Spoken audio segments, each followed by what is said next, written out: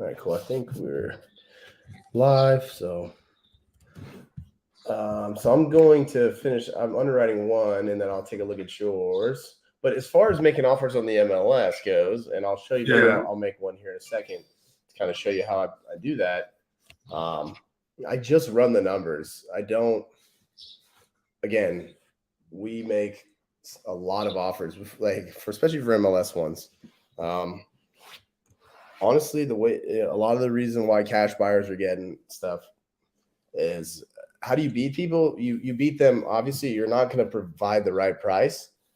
So there's a couple different ways. Because first of all, there's the double dip technique. I guess Jerry Norton coined that phrase, but basically you call agents unrepresented, right?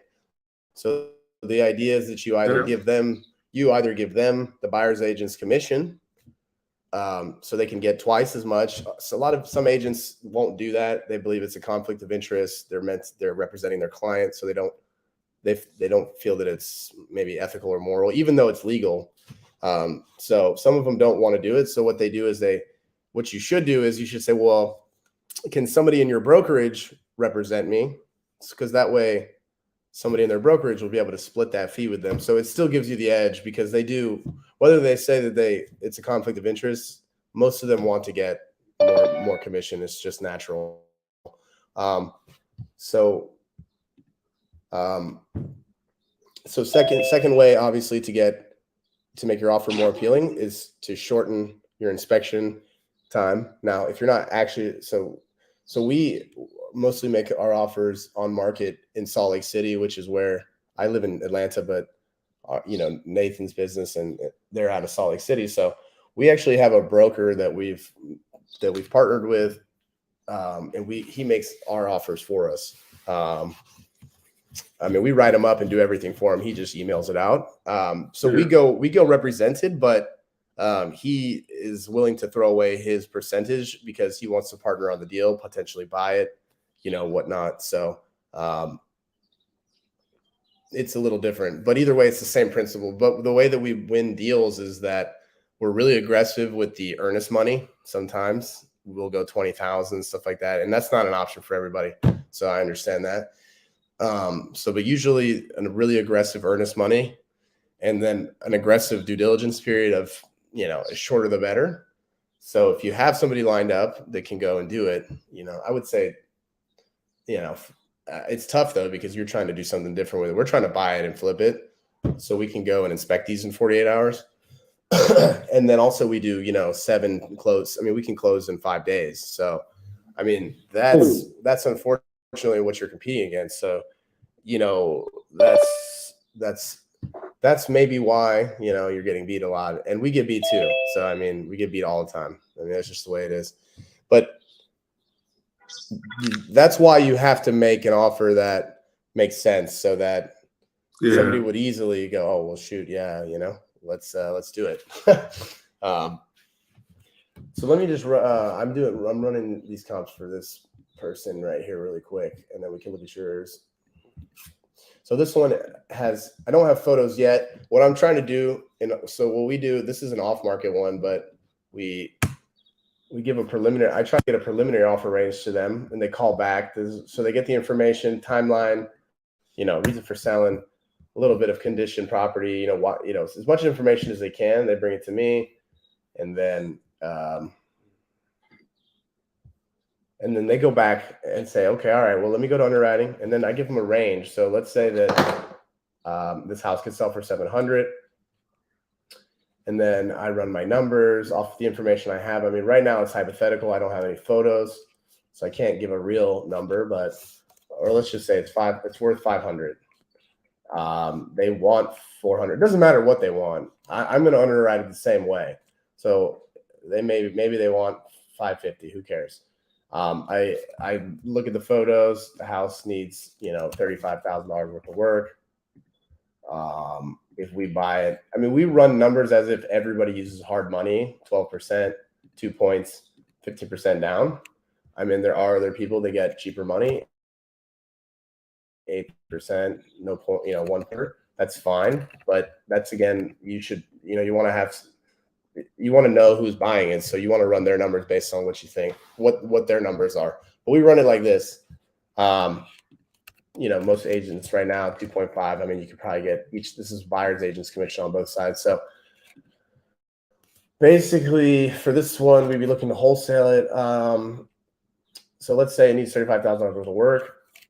And I go, okay, well, what's going to be a price that a flipper would want?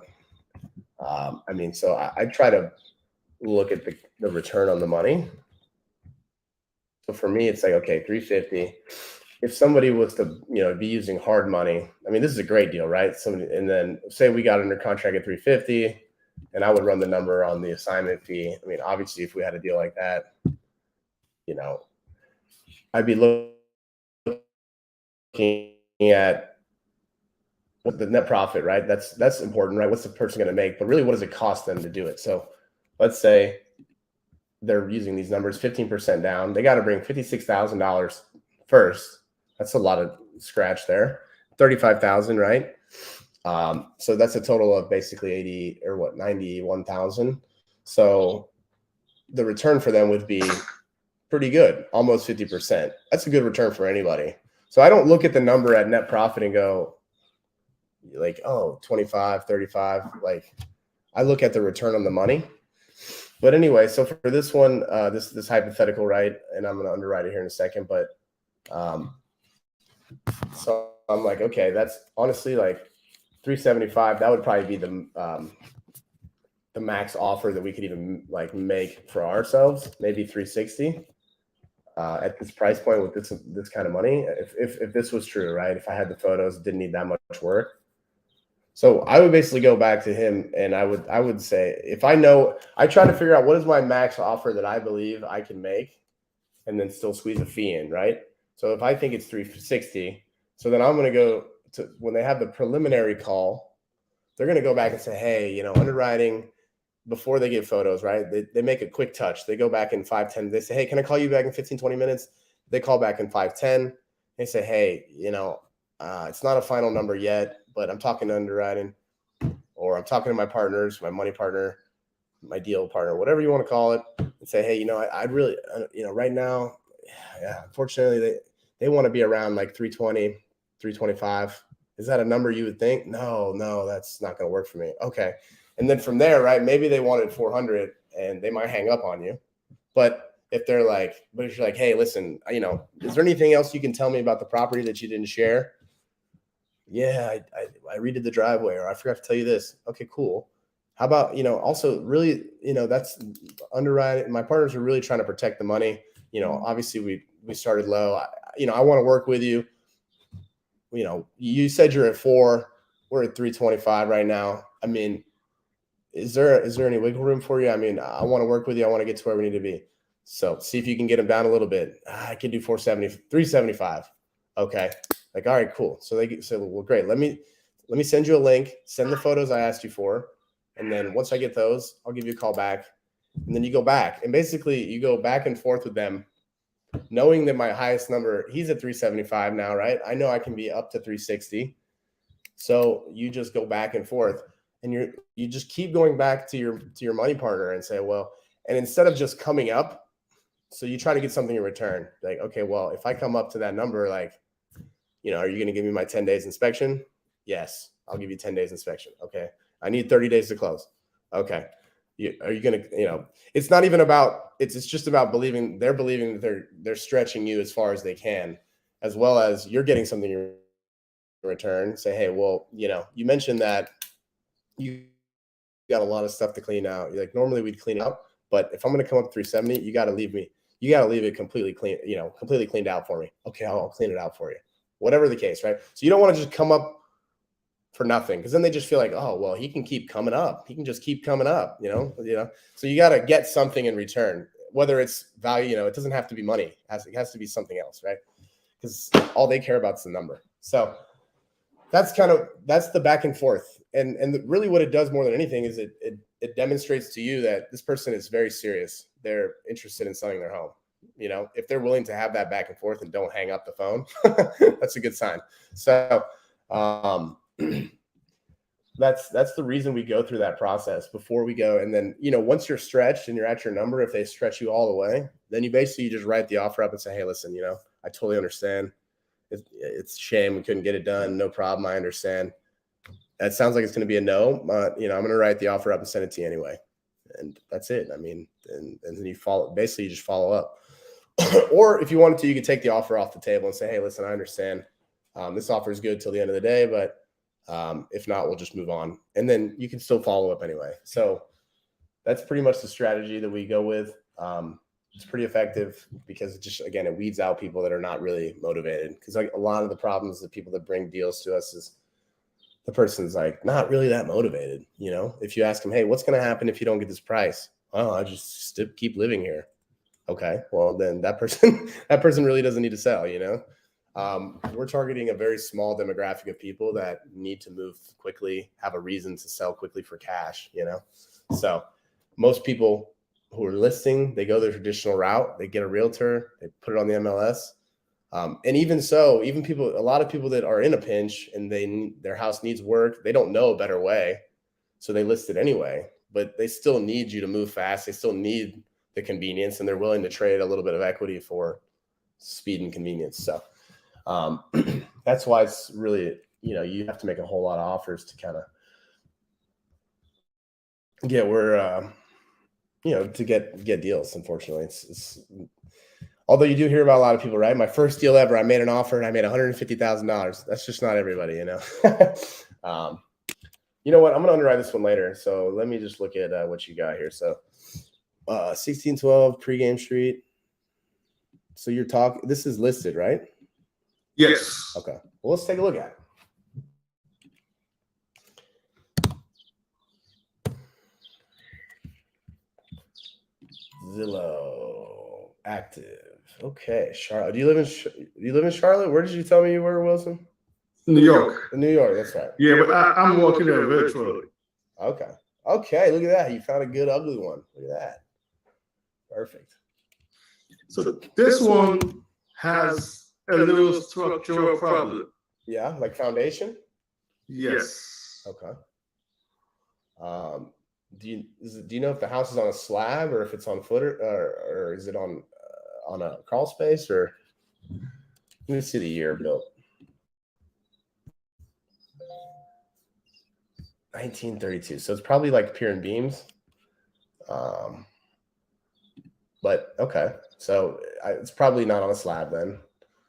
Has some structural issues. Let's see what's selling. Let me go back, zoom in a bit, right? So I obviously want to start as close as I can to the property. Man, they're knocking stuff down here, huh? Yeah. So let me put a filter on. It's 1932, so I really probably don't want to look at stuff. I'll start a little higher or a little farther out. Okay, so still got some stuff. Do you have an ARV on this one that you think it is? Yes, I did run my comps, and what did I get? 389. So is that 389? For something. 4? Yeah, in the fours. Okay. So let's see this one. Obviously, this one's a much better looking house. The other one's kind of ugly. I mean, this stucco. I don't know why anybody would do stucco on such an older home. Let's go out a little farther, and let's bump this filter down a little bit. Let's say 1950. Okay. So this one's you got, obviously this is a very desirable area, right? So like, yeah, they're knocking stuff down and putting and fully gutting stuff and doing full rehab. So this one right here, we're right here right here. And so he's on Pregame Street. Is that, or Pegram? Is that a major road? Do you know? Looks like it's pretty major. Let me see. No, I don't think so. No. All right. Well, I don't want to spend too much time on that. It's not a big deal. But yeah, obviously, if that's a 4-lane road, then that there's something to think about. So all these comps, right? This is almost a 2-year-old comp, and it sold for $500. So this one sold in April. So there's not a lot of stuff that's sold here because inventory is low. This one, obviously, they went probably crazy in here. Made it really nice. Sold for $660. So honestly, 400 I think is pretty low. Now they look. I mean, the landscaping in the back, like this is not the same property that you're looking at, right? So it's not an exact count, but this got 660 last year. So a half a year ago. So I mean, this thing could, if you add a bathroom. No, the one that sold for 660 is almost 2,000 square feet. This is 1272 only.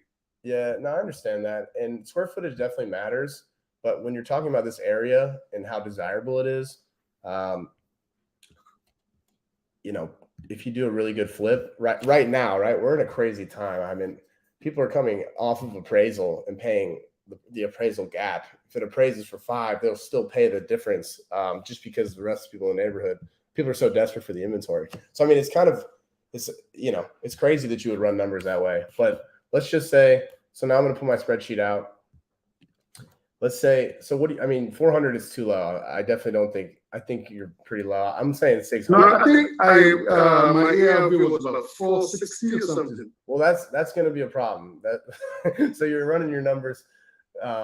That's a little conservative. I mean, I could go on PropStream and see, or Redfin and other places. I'm just using Zillow right now, but I mean, I would say just from this data right here, it's pretty clear that if you flip something super nice, they got 492 in 2020. Look at this one. I mean, and this one it's very nice and all, but that was 2 years ago almost. We're coming up on 2 years. This market is appreciated at least 10% is very minimal in Charlotte. It's probably appreciated 15% every year. So this house would be significantly more if they sold it right now. So you got to take that into consideration right now. I mean, the interest rates are creeping up. Maybe the prices might flatten out a bit, but the inventory is still low enough to where you got to be really, aggressive with your ARV to some extent. So they're at 389. That house needs, hold on one second.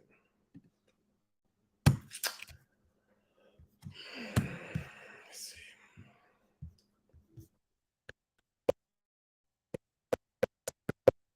All right, you can't tell if there's any rot or anything like that. I don't know if the roof is done, but the floors seem like they could be salvaged. But if there's a pier and beam issue, you might have to rip all the floors up. This looks like somebody got in the middle of a rehab and then just ran out of money. But I don't know. I mean, to make it look like some of these other ones, let's just go extreme on the rehab cost a little bit and say, because of the cost of material, let's just go crazy and say it's $100,000. 100 grand? I mean, honestly, you could probably do it for 75. You don't know. I mean, let's just say 75, right? That would be a great number.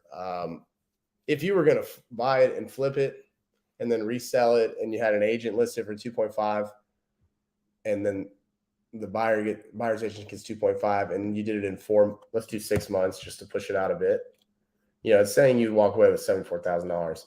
So your all in would be 58 down payment, 75,000. So you're at, what is that? 130 ish. So that'd be a great return on your money. So to me, and I also believe this house could probably go for more, but we're going to run. Really? Yeah, maybe, just because, again, you can see there's $1 million homes around here. So you got to look. I mean, look right here. This one sold for what? Well, I put the filter on, right? I mean, but either way, oops, hold on. Look, you got a 800 obviously it's a completely different house, but this thing, when did this, that was a year ago. It sold for 825. Yeah, but this is almost 3 times the size. I agree, but I mean, maybe I'm being a little crazy with the ARV. I don't think it really depends on the level of rehab, right now. If you make it look like HGTV, someone's going to pay 600. It just depends, But if you're going to be more conservative with your number, then that means, you're probably not going to put as much money into it. And I mean, look, yeah, 550. I mean, so at 550, 389, it becomes a little tighter. Now, most people that flip, right, they probably 1%. They probably might get their money a little cheaper. They probably just pay 1 point. So, I mean, it's important to know who your end user is. I'm assuming this house is going to go over listing. Someone's going to buy this for 425, and they're going to list it for 650. And they'll probably put in more than that. Probably put in $90,000. It depends on the level of the structure issues, but So I mean, to me, I would unfortunately, like, if you're wholesaling it, you don't have a choice but to make an offer below listing. But that listing price actually makes sense. Like, they listed it intentionally at that price, knowing that it's going to get bid up by cash buyers. You know what I'm saying? So. Do you know what the offer I made yesterday? So yesterday I made an offer to the agents. Taking into account it has a structural problem. I offered 305,000. 305. I mean, that'd be an absolute. And it's a good offer, honestly. I mean, I understand why you would make that offer. But if you're going to make an offer like that, you need to put down $50,000 earnest money and, or $25,000 earnest money, and you need to be able to close in like 7 days, with 1 day due diligence, right? Yeah, I did give her a 10-day close, 10 days inspection for due diligence. Yeah. But still, she got a bid up. She accepted a high offer. Yeah. No, I mean, yeah. So on market is really difficult. I mean, but again, I mean, I wouldn't be afraid to make crazy terms like that, as far as like earnest money and stuff like that, because if you do make an offer and it gets accepted, I mean, if you have it that far below list price, I mean, maybe 305, I mean, that's obviously a deal, right?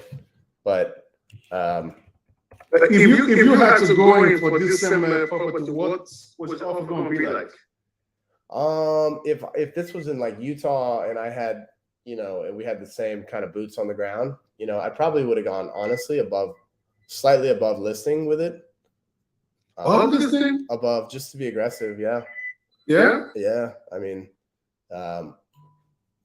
because if not, you're just not going to win it, because we don't do this intentionally, but I mean, we make an offer that makes sense and then we go and inspect it. And if it needs more work or whatever, we can always renegotiate. Usually they don't want that, but again, we're providing a quick close and stuff like that. So it's situational, just like it is with off market. If the seller can wait, then they're not gonna care that it can close in 5 days. If they're in no hurry and they don't need the money, they're just gonna wait for somebody to overpay, and somebody will overpay right now. So you're competing with that. So like I said, these cash buyers are putting down $50,000 earnest money,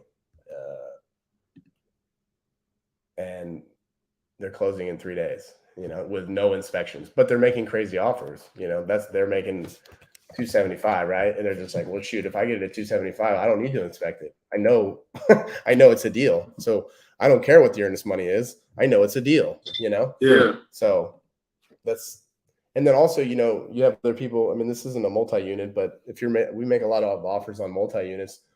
We run those numbers in our calculator, get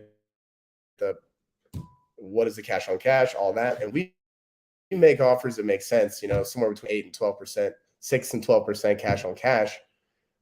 But literally sometimes our offers are $250,000 below the listing price. Those properties, they end up selling because people are 1031 exchanging their money so they have to park their money somewhere. So they don't care. So they're overpaying. So that's happening all over the place with the 1031s. And so again, you're getting beat by somebody because we're running numbers off of it being financed, with a bank loan. You can't even compete with that. So it can be discouraging, but at the end of the day, you still have to go and make the offer. So, I mean, to me, 305 is a great offer. You made a great offer, but it's unfortunately probably won't be accepted, you know? But yeah, I would try to I would try to, if you're going to make offers, I would build relationships with agents in those areas and with cash buyers in those areas so that you can cut down your due diligence time and cut down on your close time so that you can be more aggressive with the number, and it actually might get a look like, okay, like, and then when you go to do the double dip, it's going to be more advantageous for you. So my recommendation for people making MLS offers is to be in a certain market, so that you can perform, Do you guys work virtually also? We do. Yes. Most of our business is virtual, meaning I don't live in any of these places, or most of we do a lot of deals in Florida, Alabama, South Carolina, North Carolina, Texas, Arizona. So we don't live there, Yeah. Let's see. Yeah. So let me look at this other one really quick.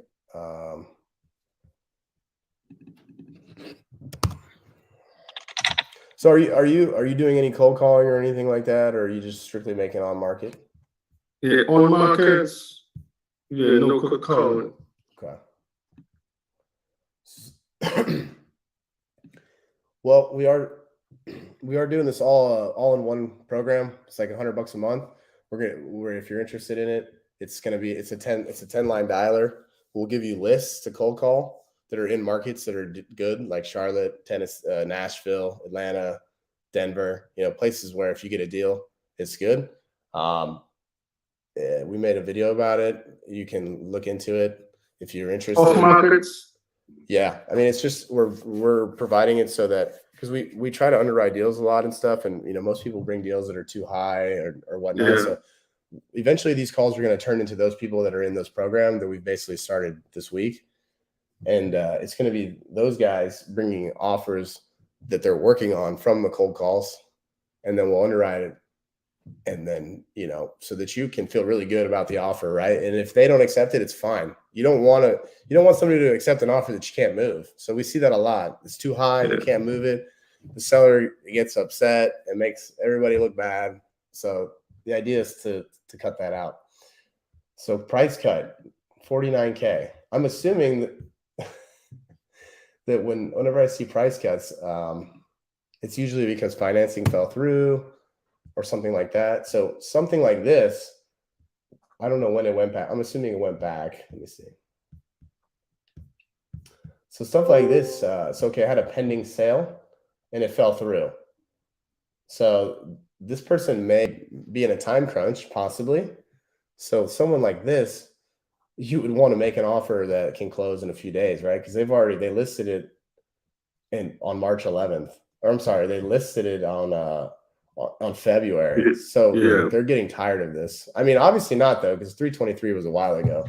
So maybe they don't have a time crunch, actually. I thought they had just cut the price. But anyway,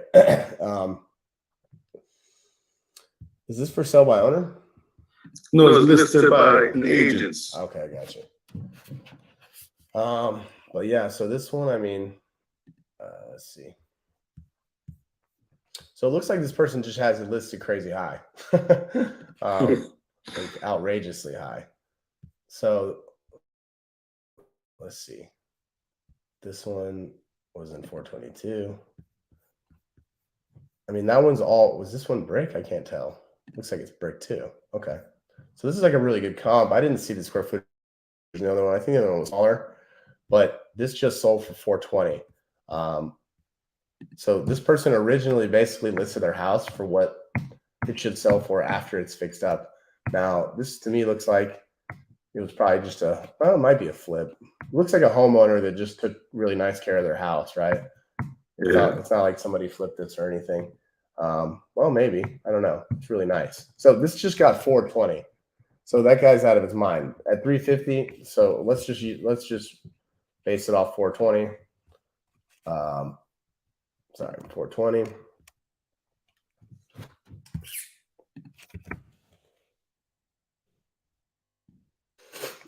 He's at 349. That's not going to fly. Yeah. I made 2 or 3 days ago. I made him an offer of 295. Okay. But he said it was too low. That they had multiple offers that were way past that. Yeah. Well, why isn't he closing then? I mean, maybe this one. It's hard to tell exactly. Okay, it's got 3 bedrooms too. So 3 bathrooms. I think the other one was a 4-2. Oh wow, look, it's got a basement. Okay, so this actually probably could go for more than 420.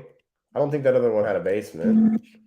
So let's say, I'm going to go a little crazy here, but that also means that you got another full basement to do. You could easily dump in $125,000 into this property. So, to me, this looks like, 275 would probably be like, nobody, you're not going to put in 41,000 plus 125, so that's 165,000. You're not going to do that to get $36,000 back. So, this person, even if you play with the numbers a bit, get a little bit cheaper money. This is still not really I guess maybe if you could do it for the house needs a lot of work, To me, 50,000 and you put in 160. That's 30% return. It's not bad, but this is kind of the offer range that I would think. This is probably where we'd be making an offer. 275. Maybe a touch higher, but yeah, your offer at 295. I think is legitimate. It's a good offer. It's a good, intelligent offer, but it's just tough, right? This person they probably don't need to sell it that bad. They're probably willing to wait or fix it, or Yeah. So now, if somebody was buying it as a rental, I also am running these numbers as a flip, right? If somebody wanted to just turn that into a rental, shoot, maybe it just needs 50, right? So he's waiting for the guy that thinks, oh, this is good. And then in that case, right, then he possibly is using cash. Then you're not even running, flip numbers. If a rental guy can come in there and probably do, who knows, dirt cheap, he's going to be able to make an offer that, to me, 350 just doesn't make sense, period. Just doesn't make sense to me. But somebody's going to pay it at some point. So another thing, so 295 is a great offer, but again, you got to be strong on the earnest money down, due diligence, and close date. Like, you just have to be. That's the only way to win these below list. So okay. But yeah, let's see. I'm gonna look at one more here, and then I gotta go. Do you guys, anybody have any other questions or anything?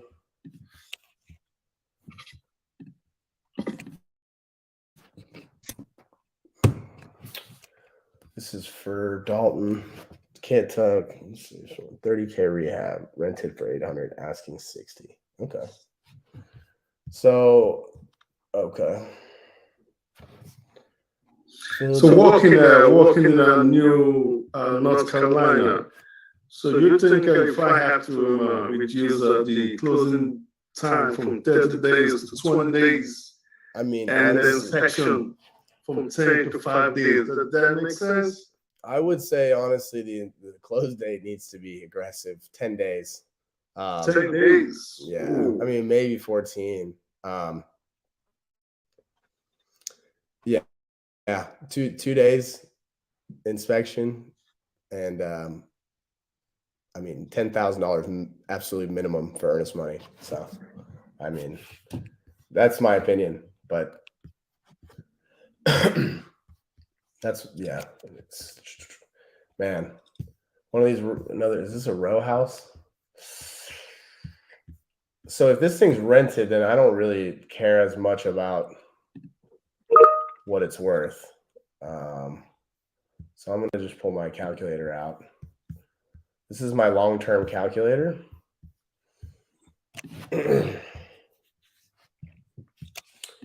So they want 60,000. It's one unit. It's renting for $800. Now you would probably want to run the performa. Performa being, what could I actually get for rent? So Dalton, how many beds and how many baths is this? Well, I guess it tells me. Let's see.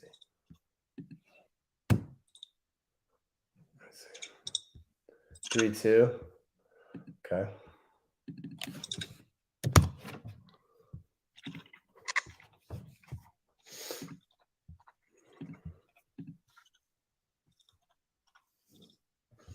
Rents, wow. Okay. I would think they would be a lot higher there, but maybe it's not a good neighborhood. All right, so he's about $200, possibly $300 under rented. So, well, first let's see what he's actually. So, 95% occupancy, operating expenses $100 a month, maybe a little low. Closing costs are probably higher in Philadelphia. I don't know. Let's say 4,000. If you go to the bank right now for an investment property, we're creeping up on 6%. And if you want to put a property management fee in there, it's probably closer to 10% in Philly. And if it needs 30K, that's a lot. But let's see where we're at with that. Well, the cash on cash is not bad. 7%. Pretty sure that's a good deal if all the numbers were fairly accurate. But he probably wants to wholesale it. So, if he could get it for 50, just 30,000 just seems like a lot, because most people who buy and hold properties don't like to put a lot of work into them. Carpet and paint being the max. So, but honestly, this on paper, if you had a good buy and hold buyer, this is really good. These are good numbers. You got 14% cash on cash, 18% cap. You got $515 cash flow. That's if he bumps it up to $1,000. So, and this is with a bank loan. I mean, if he actually has the cash, right, then even better. So this is a good deal, Dalton. Yeah, I mean, this is a good deal. I don't know if you have a buy and hold investor. I don't know about for a flip, but I didn't run the ARV on it. But as far as a rental numbers, this is a good one. So I would pursue it for sure. But yeah. Anybody else got questions? I got to go. Anything else? No questions. Cool. So, yeah, Wilson, again, if you're interested, I'll get to our Facebook group. Yeah, if you want to look into that, like I said, it's $99. We'll hook you up with a dialer, prop stream, give you lists to call. And you're obviously welcome to join these calls. And there's a lot of other free bonuses in there, like show you how to do your own landing page, how to give you a bunch of stuff. So yeah, if you want to look into that, I mean, hey, no pressure. I'm not trying to sell you on anything. We're just trying to help people. At $100, we're not making any money on that. The idea is that we can get more people to actually bring deals that are good and you can sell. Yeah, Dalton. I think we're going to be including the prop stream for the 99 as well. So, I mean, guys, you honestly don't need prop stream seriously to run comps. I mean, prop stream is good, but you don't even barely need it. If you want to keep your prop stream, Okay, you got your call an hour. That's good. Yeah, but I mean, between Redfin and Zillow, I mean, prop stream is good. Don't get me wrong, but you guys don't necessarily need them to run numbers, especially now that they don't even have accurate data. They lost their brokerage license and everything. I kind of question some of the information on it anyway. But Really, on prop stream? I mean, I don't necessarily question it, but it's just as, I mean, Redfin and Zillow, I mean, they're pretty much just as good. Now, nothing's going to beat MLS Access in the state you're in. That's going to be absolutely the best information. So again, networking with agents, to help you run. I mean, you know, they're not allowed to give you their login and stuff, but maybe you can find somebody that will, if you build a good enough relationship and they trust you. But yeah, that's definitely frowned upon. So I'm not encouraging anybody to do that, but yeah. Yeah. So yeah, guys, if you want to check into that, look at that. And yeah, man. And tomorrow at 3:00, we'll do another one of these. Well, actually, we do these every day at 10 a.m. Eastern time and 1:00 Eastern time. Scott Levine, the machine, does them earlier, and I do this one. So yeah, keep grinding, bring some deals, and yeah, let's make some money. All right. Chandler, I didn't see you there. What's going on? Hey, not much, just listening. Man, that beer is strong, man. I love it. Oh, thanks. How long did it take you? How long did it take you to get there? Like a year. Nice. That thing's balling. Love it. All right, fellas. We'll be good. See you guys. All right. Thank you very much. Yeah, you're welcome. Be good. Bye. Bye.